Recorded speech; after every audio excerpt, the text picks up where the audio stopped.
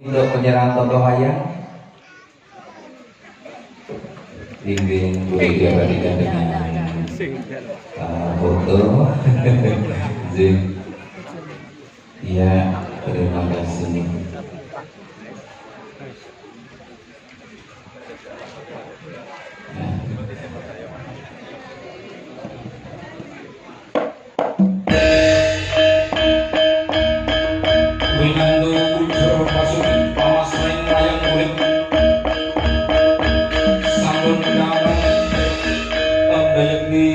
Pagelaran wayang kulit dalam menika kawiwitan wilujeng dalu wilujeng hampir sani.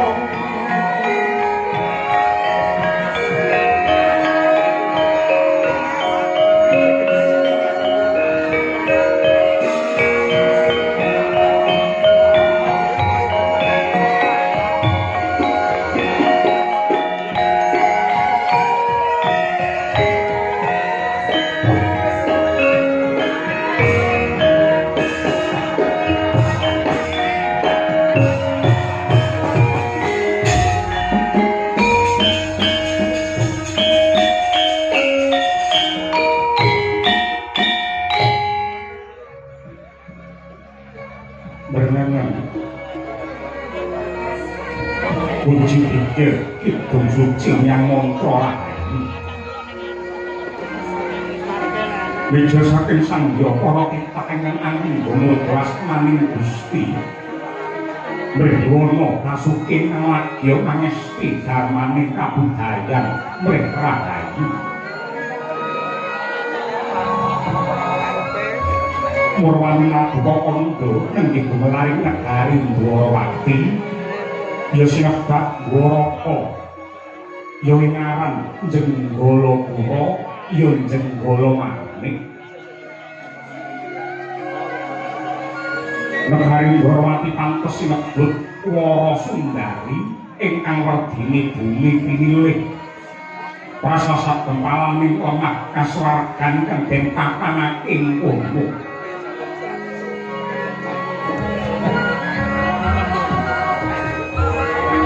bumi subur pasiten mawur tetangguran ijo royo-royo kathah sumbering kaya ingkang mahanani ora ing sandang hukum sanajan negari Dwarawati inepun gunung geni parandini handhadekake bumi subur kawulane padha makmur warsa kang mangkono gedhekake rasa syukur lan tafakur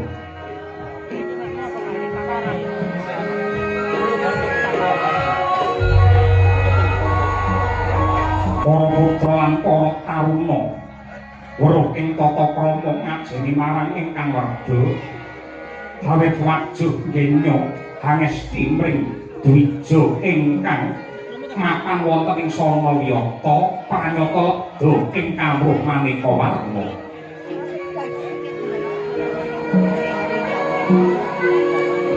para muda santosa sekti mandraguna datangake geger tunggal bangsa adyanta paburane beda nyekti mengenake gedhene rasa tresna sumpah janji nyawiji ngreksa yurananing negari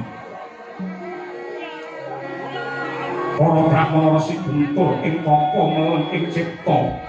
nuntun manungsa cedhak pring agama bubure nentang rasa dakwaya alus linambaran tresna satemah saya nderbala para kawula ingkang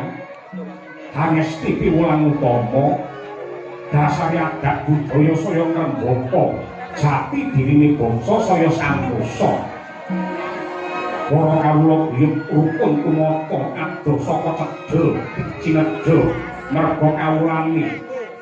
tansah manut marang piwulange agama datang ditabrakake lawan lumagining budaya satemah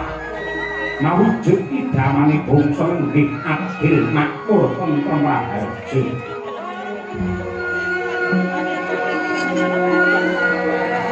ngancik dina merdeka ing wulan Hasta.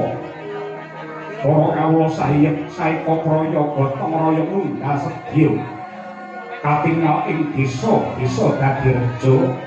awit rinengga umbul-umbul ing pinggiring marga dian kencar-kencar gumandul mawarna-warna tembok pinabur awarni sita swasana saya wibawa awit kumlebete sang duwi warna.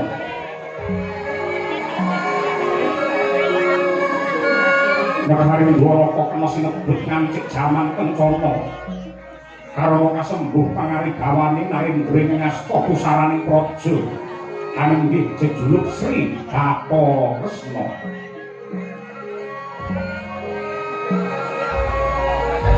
Ya sinebat sang Kesawa Danarjana Wisnumurti Patanaba nalika mundha kekasih Raden Narayana.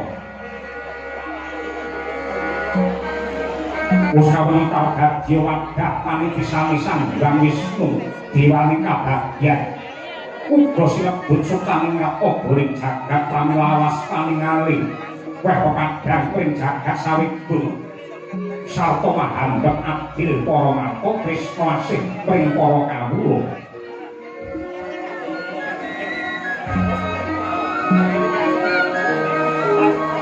Wedene dinten pasewakan sang nata kepareng miyos ing singgil naka kelenggaing dampar bento ingkang pinalipit kencana. Kabeh para sentananing praja ingkang pinandikan nanging saking Sira Bumi kakasih Raden Satyaki Raden Sencaki ing jawian derpasibani para nayaka jejel riya kabeh cukik lenggahnya tanpa sela pinandikan dening Ratnapati Udawa. Ini buat paling agung kandhani Mandra saking Mandrawa nganti kaya Hima. Himandra ingkang nemuni prayagung negari Dwarawati. Puja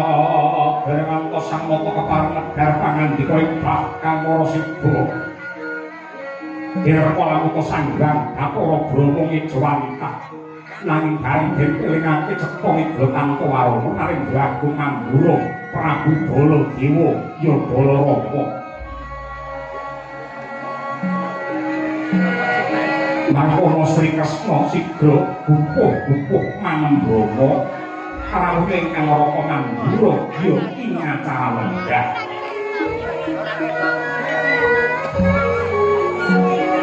Bener dikami jepangan dikami sang Raka mangkono lamun to kawula sing karna.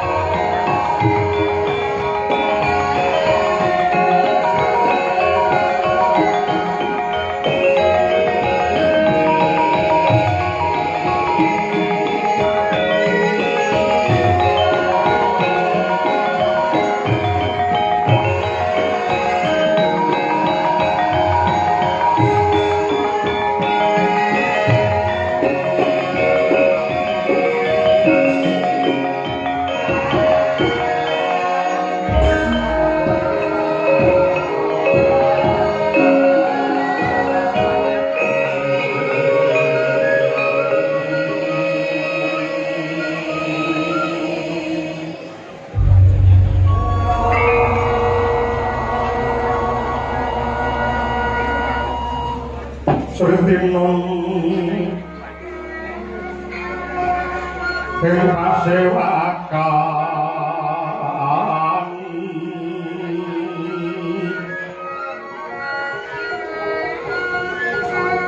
busana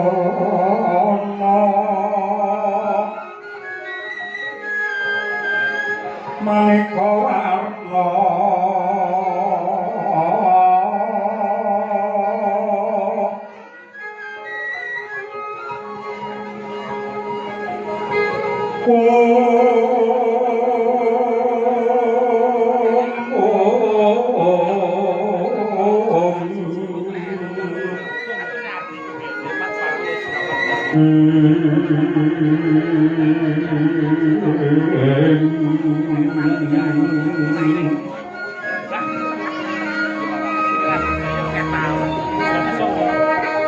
Seratus pinteng Mokya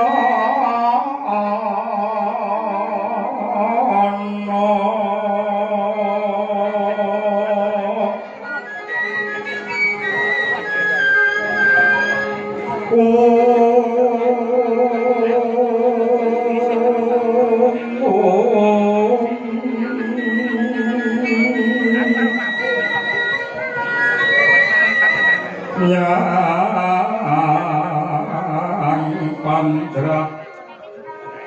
Sarwarukma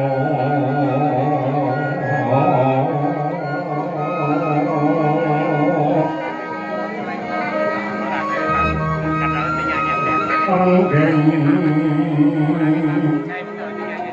Manik Mawa Retno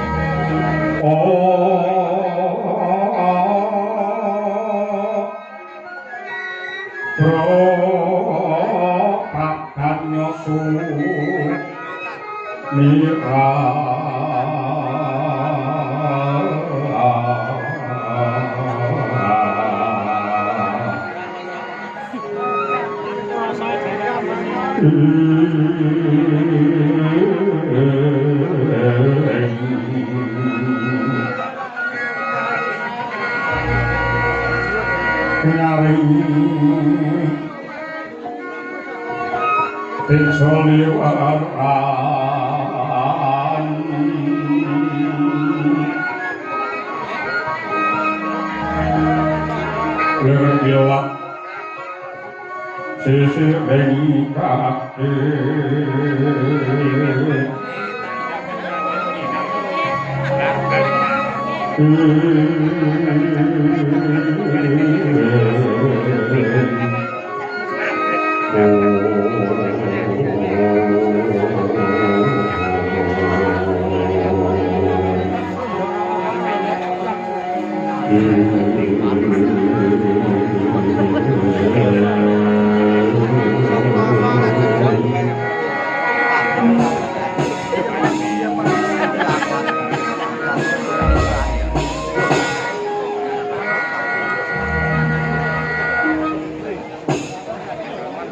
Iwang sukswati wiwit uga paring pepayung pring kandhuan ingsun satemah dadar padanganing jagat Dwarawati. Kawula sewu Koko Prabu. Koko Prabu Mandura sareng paduka wonten ing Stinggil dina Taraka negari Dwarawati kalilan ingkang rayi. Ngaturaken pambagi panakrami mawan langkung kunjuk wonten ngarsa kabugonjeng Koko Prabu Mandura. Bawata ya sangat ya dewa ya bapak kabaripun kakang Yayi Harimurti barang panariman ingsun dene nganti semono sing kadarman saka kakurmatan ingkang ndhawasake marang Baladewa dasar yang dikoprako jenis kala nir ing sambikala bali ngatur salam taklime Baladewa muga kunjuk ana ngarsamu Yayi Prabu Narayana. Kawula niki Koko Prabu Mandura Gurawanan dinglung ditinam pitangan kula kalih kinalungaken wonten ing Jonggo kapetekaken wonten ing Jogja mekeping Waldaya kuwaha kayuwanan kumamping negari Dwaraka wonten langkung monggo kula dirake lenggah ingkang kanthi prayogi lan sepisan malih kalilan ingkang layu nyuwun guni samudra pangaksami kawono rawuh paduka wonten ing negari Ndorowati boten kula hormati ingkang kanthi sae malah kepara rawuh paduka anyarengi tumurung Jawa ing mapan wonten ing kraton Ndorowati dan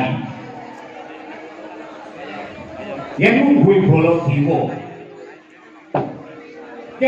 Baladewa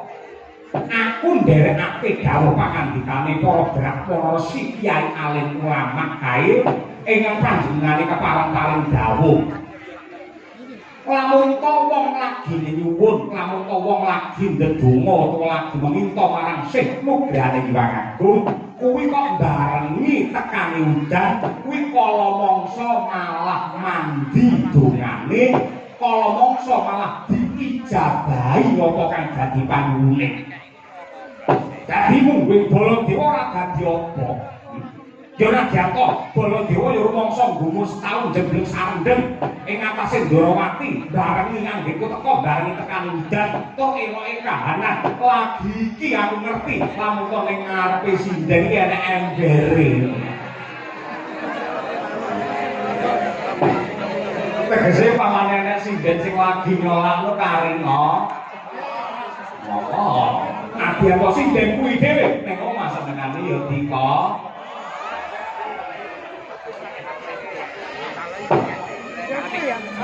udan kuwi mungguhe Baladewa ki nugroho ya udan kuwi dumadi saka banyu mongko banyu kuwi simbole penguripan muga-muga kanthi tumurune udan jagat Ndorowati kene minangka kandha sing katresnani Gusti ingkang Maha Nasa marang Yayi Prabu Kresna sak keluarga kabeh tumurune udan dadi srana barokah tumrape Yayi Prabu sak keluarga sumrambahe barokah tumrape kabeh para pamirsa ingkang kepareng rawuh wonten ngriki sedaya.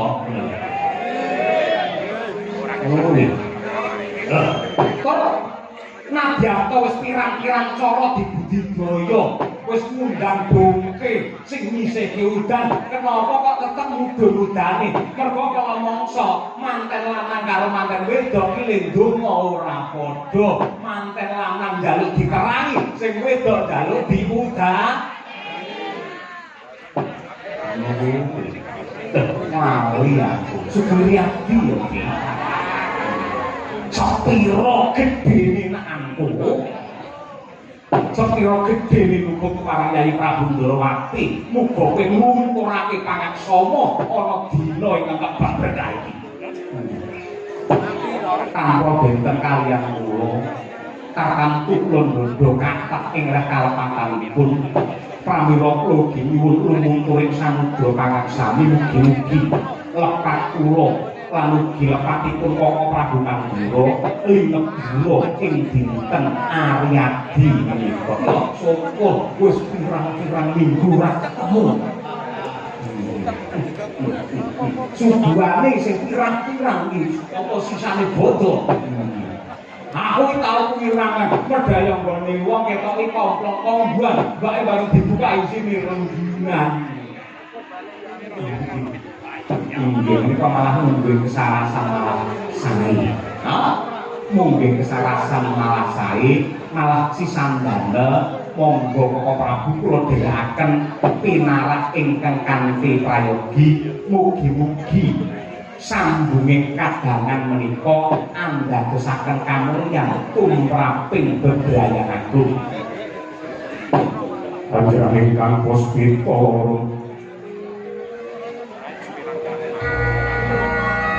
kasiring samiran ombre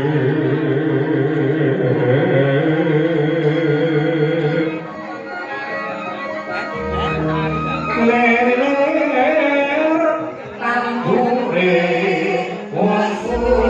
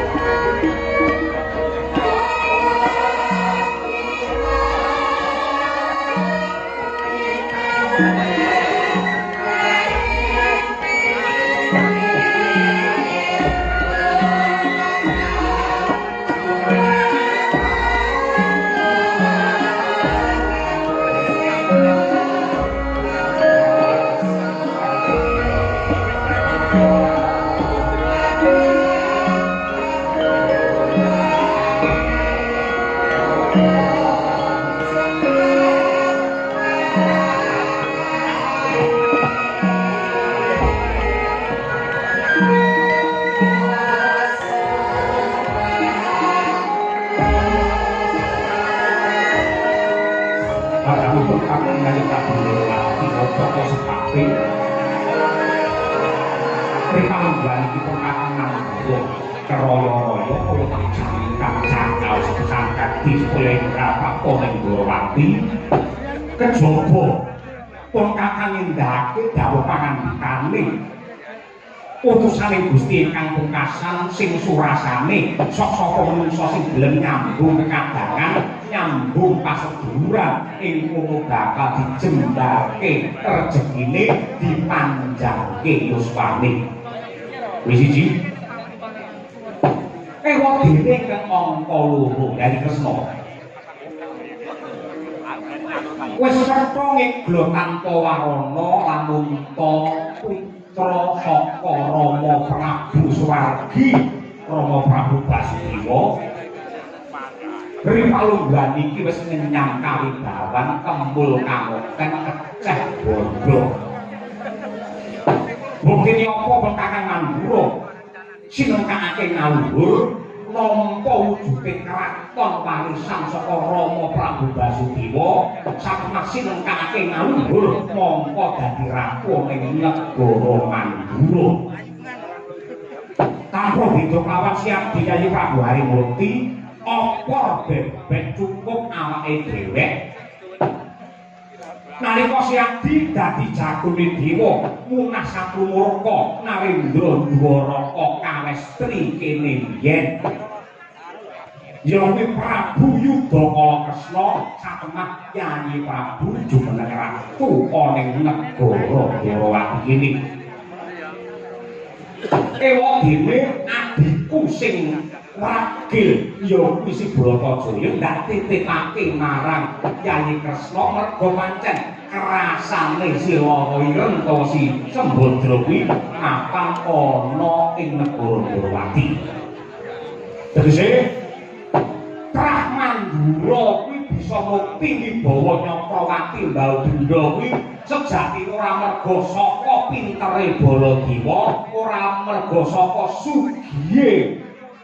kepinteran Yayi Kresna ning ya merga disebul karo pangestune wong tuwa. Ya wong tuwa kakung lan mligine wong tuwa putri. Aku wis niteni marambah kaping-kaping waton ana bocah ana anak sing ngabekti mligine marang wong tuwa putri. Tur dasare wong tuwa putri seneng laku brata, seneng tirakat, seneng prihatin. Sing prihatin kuwi mau nyebul marang kamulyane anak. Satemah bisa rumusi anak mau uripe sarwa kepenak. Jadi gandeng para luhur Mandura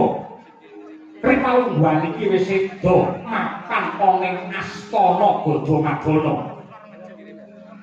Mapan ora ngastana Gadamadana ngendikane para resi para kyai kae wong ki yen wis mati sangune mung kari telu bab kadonyan kabeh bedhot kejaba telung perkara ya kuwi siji amal sing becik angka loro ilmu ingkang piguna dene ingkang angka telu ya kuwi dungane anak lanang sing tuwajuh ing pamrih. Mongko Baladewa Yayi Kresna apa dene Yayi Bratajaya kuwi anak tumrape Rama Prabu Basudewa wis samestine tandha bektine anak marang wong tuwa sing wis seda. Ayo Yayi, ayo besok kapan Siadi ana wektu ingkang longgar Siadi bakal ndak gandeng astamu ingkang tengen bakal ndak kanthi sewanten ing astana Gadamadana kejaba resik ana ing pakuburan bangun renggan ing makan ing pakuburan sing luwih wigati ya kuwi nyambung rasa kalawan Gusti ingkang Maha Kuwasa ingkang wigatine nyuwunake pangapura marang para luhur kang wis sumarita ning kono muga-muga dingapura dosa lan kaluputane satemah tentrem ayem jenjem permanem mulya wibawa mukti ana ing kasuwargan langgeng. Sok kapan ana wektu ingkang logam tak kanthi ndonga ana ing astana Gadamadana Syang Pantara Ratri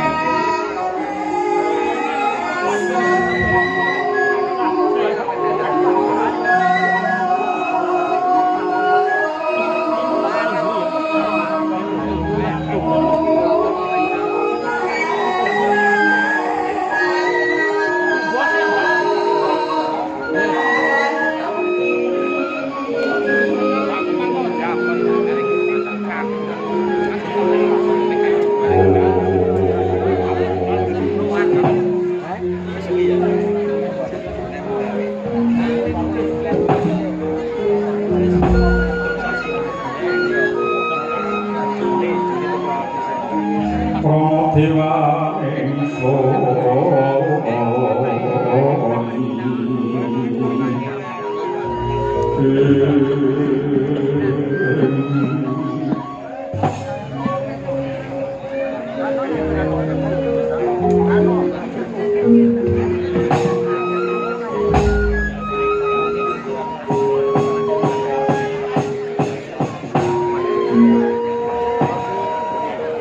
Prabuman Dilo Jimat sesembah kula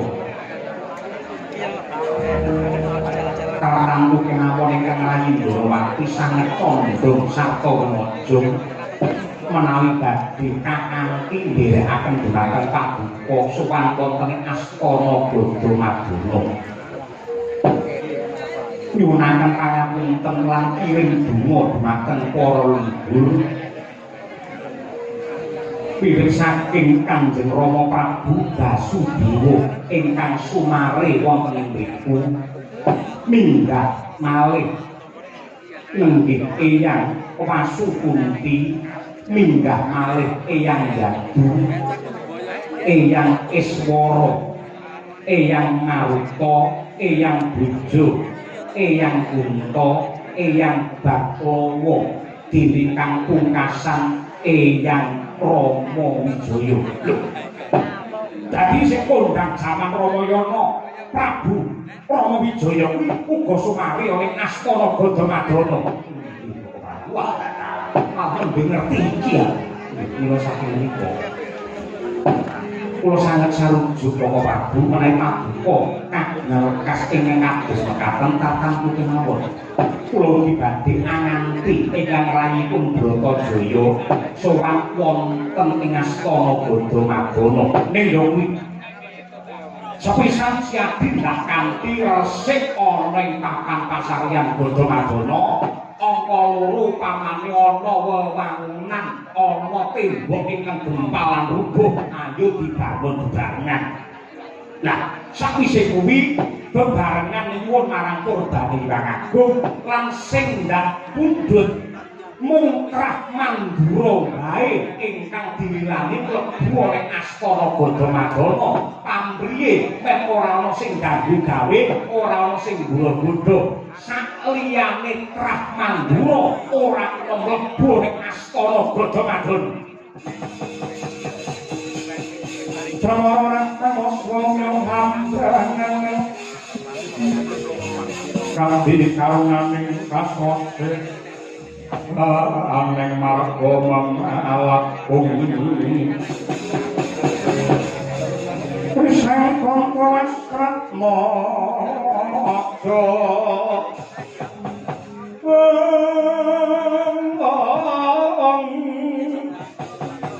lang lalu kangulati Surya mangrang sang wayah Umyus samara ayan kacarita eca ngene Wintawacara wong stinggih naka negari Dwaraka kocap bahkan Samya Maraseba minggahipun Resi Jembawan ingkang Kalistinga Magita-gita.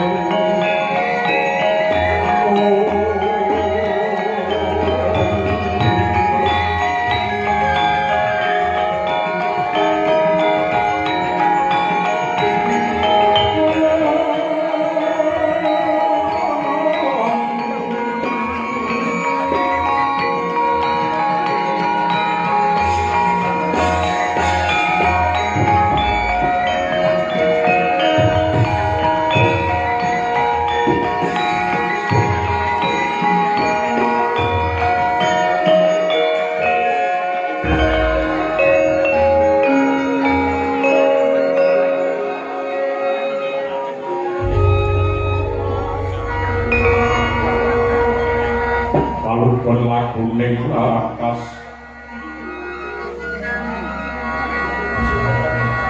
Logi Hollywoodin itu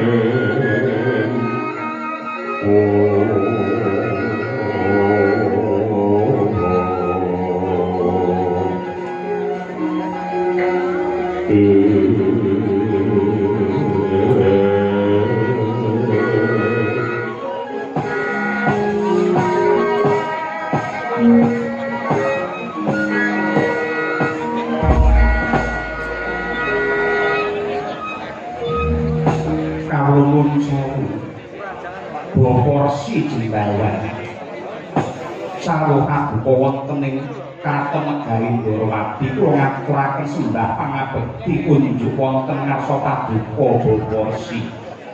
Waduh, angger anak Prabu Harimurti sangat anggeng kula nampi dawuh sami-sami lan mugi-mugi kula cumantaka nampi dhumateng sembah paduka menika boten andadosaken walat tumrapipun kula pun jendrawan. Mula langkung salam taklim kula unjuk wonten ngarsa paduka anak Prabu Ndrawati. Inggih Bawarsi sangat anggeng kula nampi nyuwun pangapunten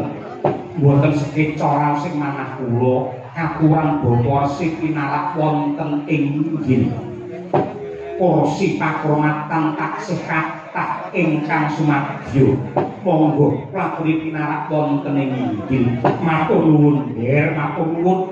Kula langkung sekeca sowan wonten ngandhap kemawon. Nanging kula menika putra mantu paduka. Dosa menapa ing dadi kula tampi, malah menapa ing dadi kula gendhong menawi kula nilar ing tata kami. Sampun, sampun.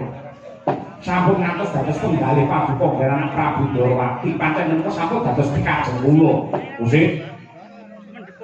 Yai Kresna wonten dawuh Koko Prabu. Nganggo dasar apa kok Siadi ngaturi Resi Jembawan juru kunci Astana Gada Madana iki kok Bapa Resi tur panjenenganmu nggunakake tata krama tata basa ingkang becik malah gelem ngabekti gelem nyembah karo Resi Jembawan. Mongko nuwun sewu. Besok wong Iglo tanpa warana nadyan to pendhita Jembawan iki wujude wanara iki wujude kethek. Lah Siadi bekti marang Jembawan iki karepmu piye? Kok menapa paduka sampun suping paduka sampun kalihyan bilih Resi Jembawan menika mara sepuh kula Yayi Dewi Jembawati menika putra putrinipun Resi Jembawan ingkang sakmangke kula palakrami tegesipun menika tiyang sepuh kula ingkang kedah kula pundi-pundi. Jembawan iki dadi mara tuamu Eladalah ing antase panjenengane Ratu Gobi Netara apa ing jagat sutaning ratu mongko titih Bathara Wisnu kok para tuane mung kedah. Nanging menika pancen dados kudrating pangeran lan kula tetep ngajian dhateng Bapak. Cas entek banune. Lah syukur yen panjenengan ngono ya. Syukur. Kaya biru ros. Sinuwun Prabu Baladewa bekti kula unjuk sinuwun. Ya, Resi Jendawan tak tampa gawe renaning griya ora liwat diprayogake anggone minara. Nggih. Sinuwun mandura pangraos boten kirang sekeca anggone kula sowan. Ora didol. Nyuwun pangapunten Bapak. Ora wong Kalilan kula kila bondo, kalilan kula senadong dawuh. Yen pancen wonten bab wigati badhe kadawaken kok boten nimbali kemawon dhumateng ingkang putra kula mangke ingkang sowan wonten ing Godo Madonna kok ngantos keraya-raya paduka rawuh wonten mriki menika wonten wigatos menapa kula ing griya manguhan mangun kongkan wan rimang berleno tampo kanin yang tampo loso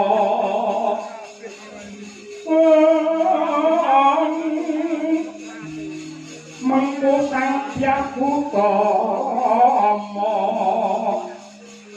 mangkono rina alendro Umus nyolong anggar apa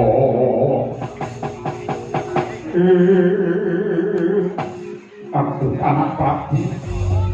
sewu lepat tak luntak dakwadon yun bumi samudra pangaksan sampun ceko pratira bilih ingkang bapa kula pun Jendawan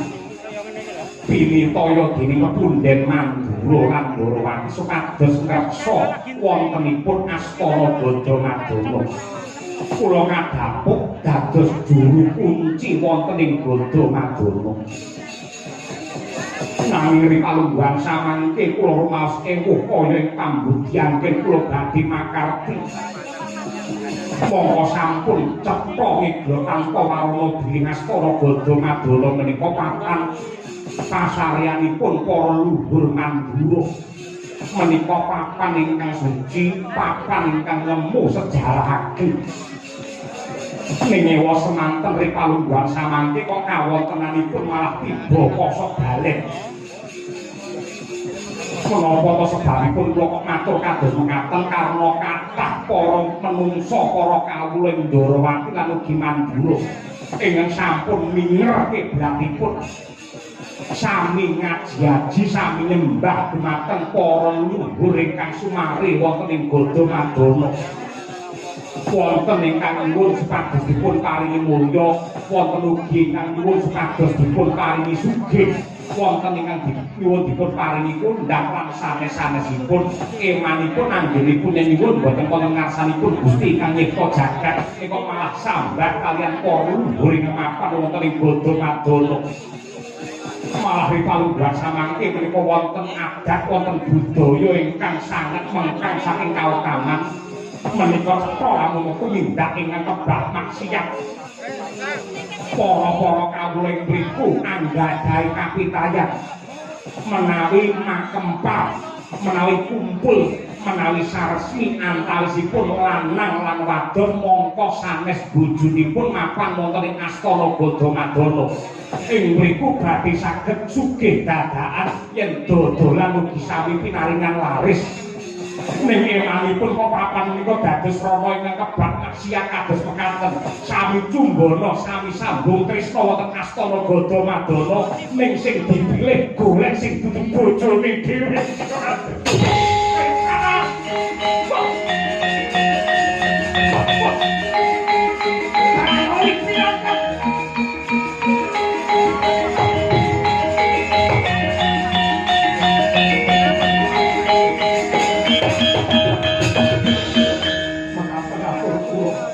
lepat nyuwun bumi samudra pangaksan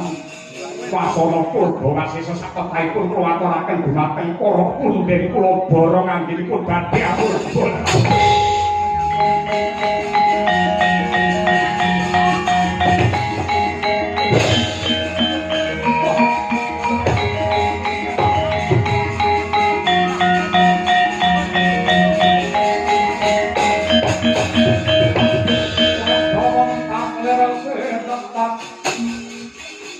kaya pinip pidoto pangawing wengit Rasa wong tandir Bidoknya mengolok kokro Raupan rabak beranang Taruh raupan rabak beranang Kaya kembang Purawari Yen kasumekta marang seketeng Murut dahanane wah rayoli binatang iblis anak setan menggo menungso babar pisan aku ora duga ngono nembe wae kon kakang lawan Siadi kepengin bakal ngagungake ngluhurake para pundhen ingkang sumarya ning astana Gadamadana ning abang sing dadi kupingku krungu si Jembawan lamun to papan kuwi kanggo srana maksiat kanggo srana sang Rama utawa lumadine asmara antarane priya lan wanita mongko sing digoleki malah dudu bojone dhewe aku ora trima tumrap lakon iki aku tak njaluk pamit jangan ora ari wong sing ora tutune astana Gadamadana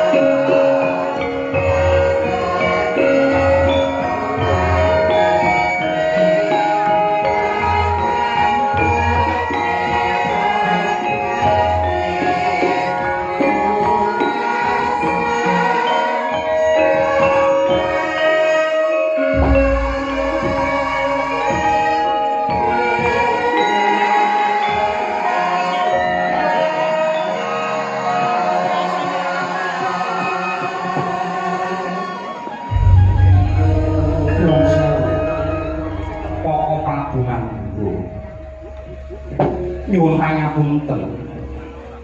para ulama sampun paring dawuh bilih tiyang ingkang tansah nengenaken raos sabar menika kinasih dening Hyang Agung nanging ora trima rasane atiku lan menapa ta sebabipun manungsa ingkang sae menika kedah sabar karana menika kangge ngukur kapitayanipun makhluk dumateng jidaring kodrat kangge ngukur kapitayane makhluk utawi imanipun menungsa kaliyan garising kodrat sedaya lelampahan ingkang kababar menika awit saking pamurbane Hyang Agung menawi menungsa raosipun gila lan boten sabar tegesipun sami kemawon boten pitados kaliyan adining pangeran tiyang ingkang boten sabar menika tegesipun murka utawi nesu tiyang nesu menika anjalari owahing akal lan pamikir pramila menawi tiyang nembe buta ingkang sae namung mendel lan kendel karana menapa kemawon ingkang dipun putusaken tiyang ingkang nembe nesu menika kathah lepatipun katalapatipun tanggurunga badhe gedun keduwung ing tembe wikinipun kejawi saking menika para prabu tiyang ingkang asring duka menika ugi dados sumber-sumbering sesakit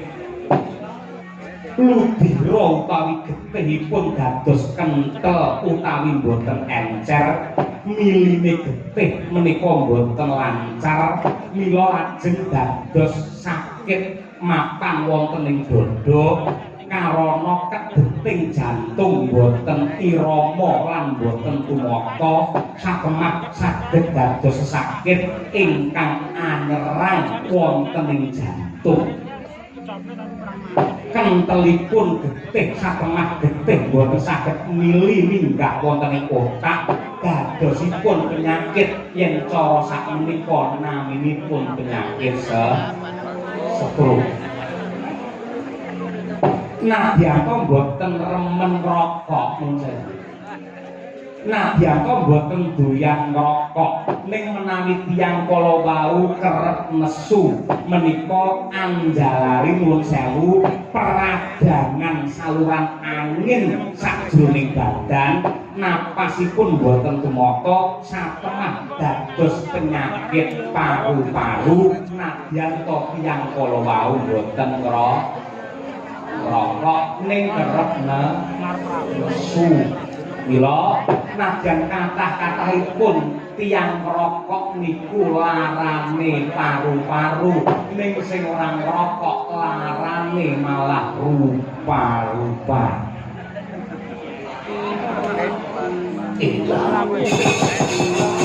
nyamaning sasak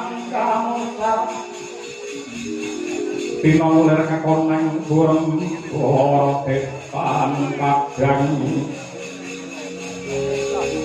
kasaran pada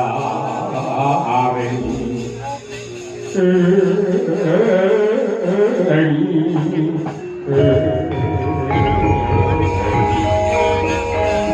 orang enggak kotok kataring